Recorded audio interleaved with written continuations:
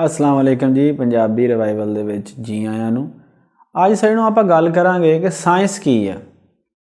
आम तौर ते जदों साडे पंजाब दे विच बच्चा जिहड़ा ओह 8वीं पास कर लैंदा ते उहने 9वीं दे विच होना हुंदा ते उहनूं कहा जांदा कि हुण तूं देख ला कि तूं आर्ट्स रखनी आ कि साइंस रखनी आ।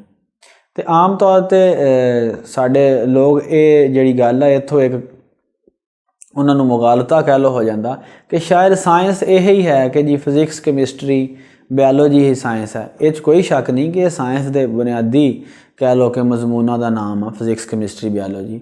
लेकिन साइंस वैसे की है क्या कि साइंस जिहड़ा वो आर्ट्स के मजमूनों के विच साइंसी सोच नहीं हो सकती या साइंस की कोई चर्चा नहीं हो सकती, तो इस तरह नहीं है। इस वास्ते सानू ये समझना पेगा कि साइंस की है। साइंस उस इलम का नाम आ जिहड़ा इंसान ने अपने हत्थां नाल तजर्बे दे नाल ते अपनी सोच ते चीज़ां नूं देख के गलत कर करके फिर दुरुस्त करके गलत करके दुरुस्त करके मुशाहदे दे नाल ते तजर्बे दे नाल ते अपनी सूझ बूझ दे नाल जिहड़ा इलम हासिल कीता उहनूं असीं साइंस कहने आ।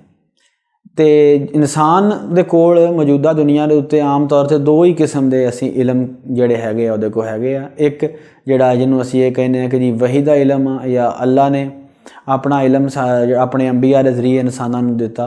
ते दूसरा इलम जिहड़ा इंसान ने खुद अपने हत्थां नाल अपनी सोच दे नाल अपनी मेहनत दे नाल हासिल कीता उहनूं असी साइंस कहने।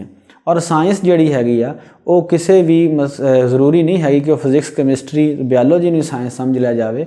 नहीं, जिहड़े बाकी भी मजमून आ उन्हां विच भी लोग बड़ा कुछ सीखिया, बड़ियां जिद्दां सियासियात दा इलम आ, रियासत किद्दां दी होनी चाहिदी आ, मुख्तलिफ तजर्बे दुनिया च होए, मुख्तलिफ निज़ामां दे देखा गया तो फिर इंसान अज दा इंसान इस नतीजे ते पहुँचा कि जमहूरीयत जिहड़ा वो बेहतरीन एक कह लो कि तर्ज हुकूमत हो सकदा।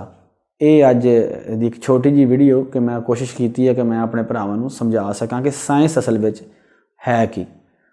ते हमेशा चढ़दियां कलावां च रवो। मेरे चैनल नूं लाइक ते सबसक्राइब करो ताकि मैनूं हौसला अफजाई मिले कि मैं माँ बोली की खिदमत करता रहां।